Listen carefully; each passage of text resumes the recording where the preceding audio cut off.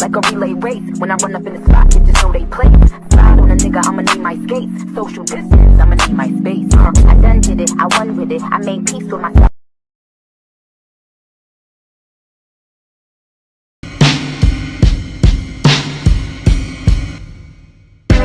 Something bad's about to happen to me. I don't know what, but I feel it coming.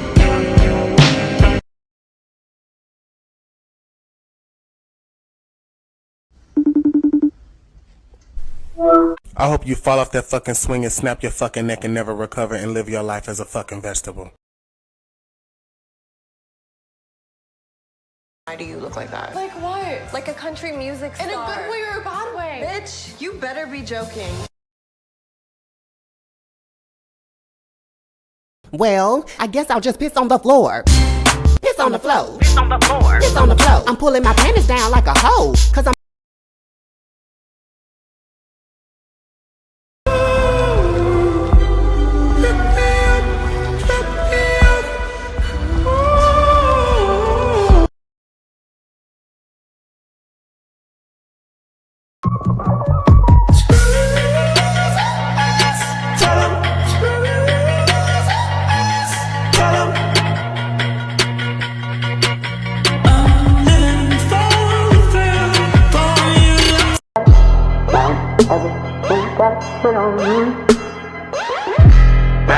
Everything got shit on me.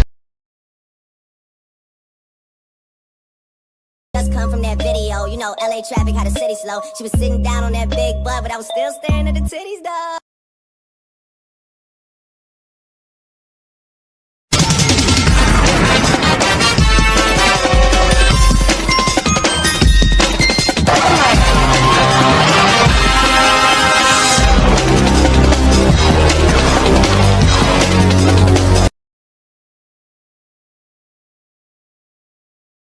No, I want to go home. Why? Just drop me off. Why? Drop me off. Why? Bitch. Because I can't fucking stand you.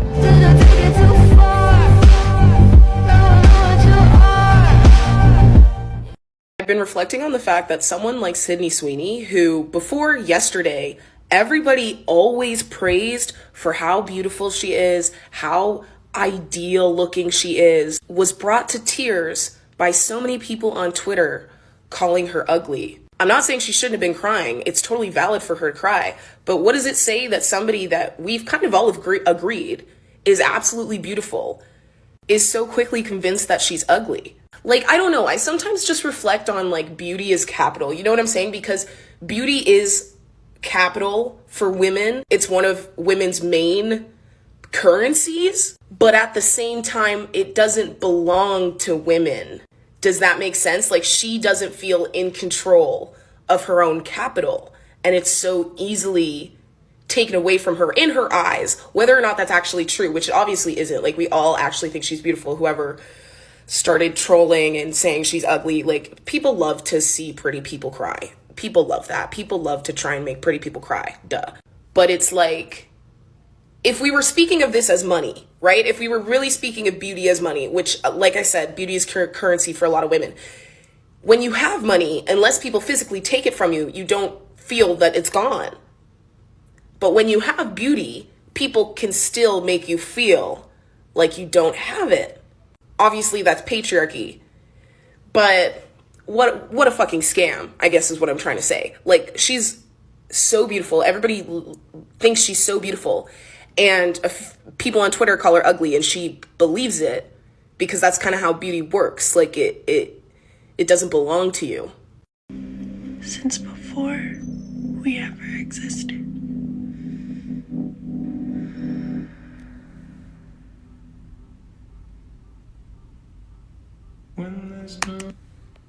Therapy immediately.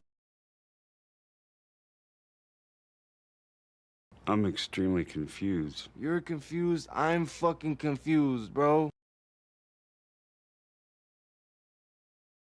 I'm sorry that you seem to be confused. He belongs to me. The boy is mine.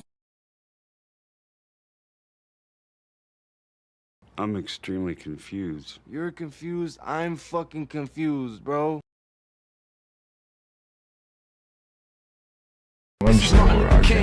You and your toes.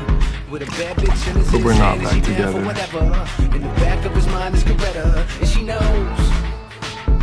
knows, and I know she knows, and I know she knows. In episode 4, Rue tries to explain how strong her love for Jules is, and it's highlighted through a bunch of pop culture references, so let's go through them. This was hands down the most visually stunning, so I'm sad I have to cover it, but it's from The Birth of Venus from Botticelli. And to me the meaning is pretty straightforward, but other analysis are more than welcome. Venus is the embodiment of love and beauty, which Jules is to Rue, which also makes this whole episode so much sadder.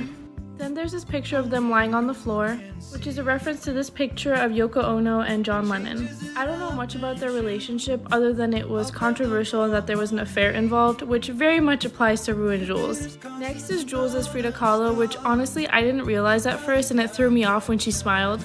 It's based off of this painting called Diego on My Mind, and there's a lot of debate about whether he's good and a source of inspiration to her or whether he's a burden. Now comparing it to Rue and Jules, it definitely feels like Rue is sort of a burden to Jules because of her substance abuse. I'm running out of time, so I'm making a part 2.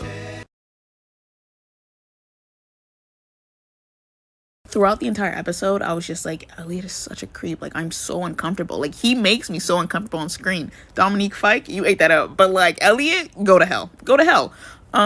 It's so obvious what he's doing, and I just don't like it. Like, I don't like Elliot.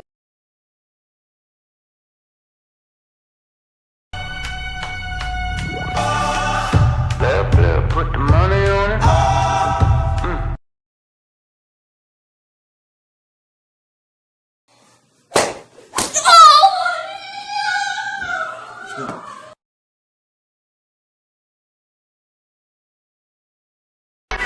And the track out Jeep is not cheap, so it's like, huh? And the track out Jeep is not doing this. She's not good for you, you're not good for her, and I will do everything I can to prevent it. Not to be dramatic, Maddie, but I that's wanna literally die. fucking insane. This bitch.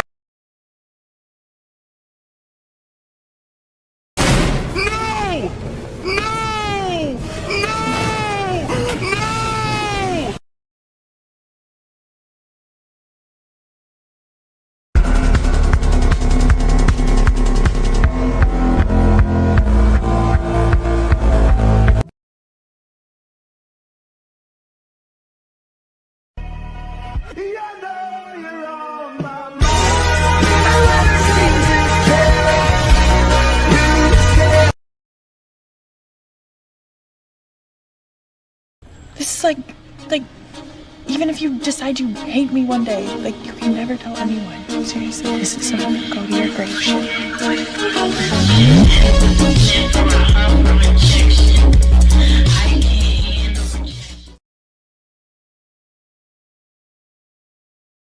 I'm extremely confused. You're confused? I'm fucking confused, bro. Okay, time for Euphoria episode 4, thoughts and opinions, and I have a lot of thoughts because this episode was a mess. All right, Jules, like, she's my God now. Like, I'm leaving her in the hands of God because this episode, she truly showed me how much she doesn't give a fuck about Rue and how, just like Cassie, but y'all don't like to say this about Miss Jules now, but just like Cassie, she will do whatever and fuck over whoever for some male validation. It's really fucking trifling.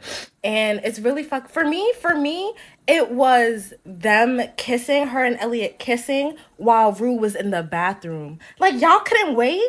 Y'all couldn't wait 5 minutes? Trifling. All right, now onto this funky man. It's just like, it's really annoying seeing y'all thirst over him and like, yes, okay, Dominic Fike, whatever. But this is Elliot. This is Elliot we're talking about. And he's mad manipulative. Like, I don't ship him and Jules. I don't support it at all. Like, y'all are not talking about how he literally set up Rue so he could, like, he literally set her up because they obviously had a plan. Like, from hanging out with Jules all these times, the plan was obviously, okay, Rue, you're gonna go in the bathroom. snort a line, you gonna prepare one for me, put it under the cup so Jules don't see it, and then I'm gonna come in, whatever. But he chose to not snort that line. Fine, whatever, you don't want to be a drug addict. But what did he say right after? I think we should get liquor. Which is pretty fucking interesting, because then in the car, he's like, oh, well, you shouldn't mix liquor with that.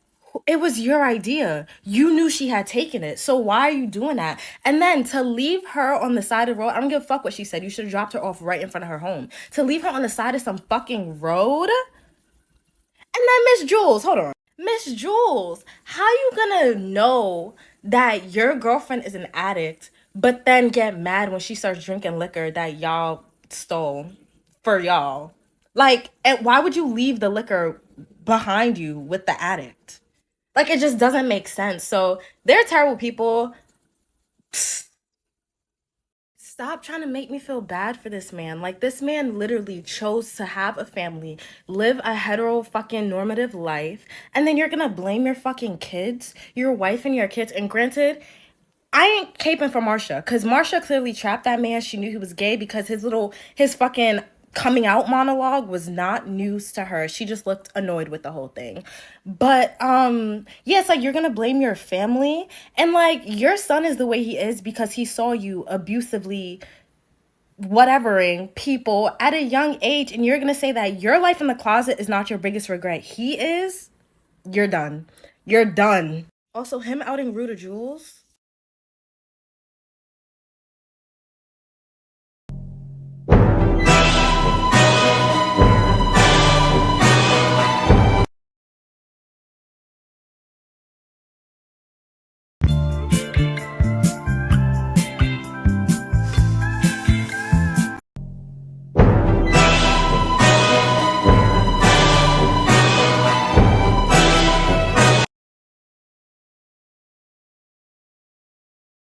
First off, fuck your bitch and the click you claim.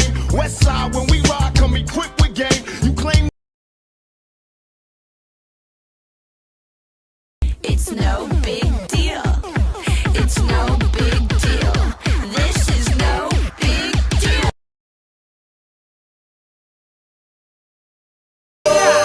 ella hace todo por seducirme. Yo voy, voy, voy.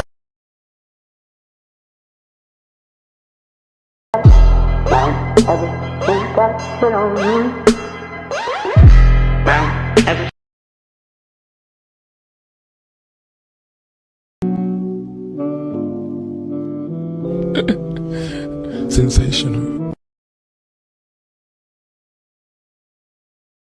First off, fuck your bitch and the click you claim. West side, when we ride, come equipped with game. You claim to be a player, but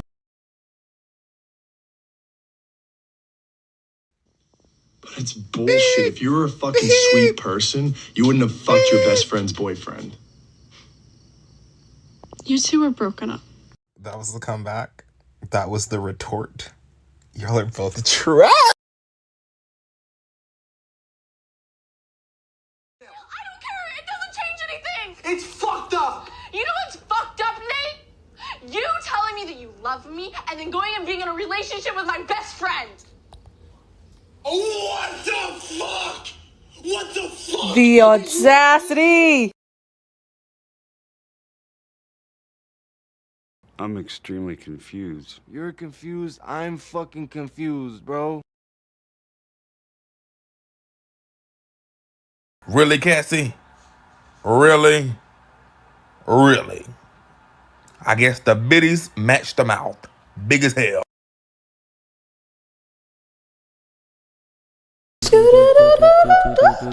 On the Monday, press the propane. Oh, now that's how you clear a bitch. I don't know who that hoe is, but you could never. You know that I'll never leave. When I wanted you to share my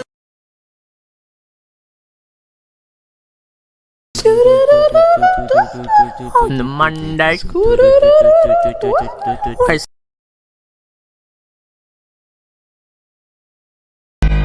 Everything got shit on me, 'cause I'm on top of the world.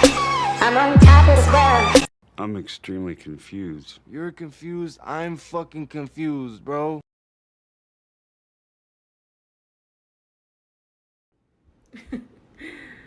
Okay. I challenge you. And I just can't get enough. Boy, I think about it every night and day.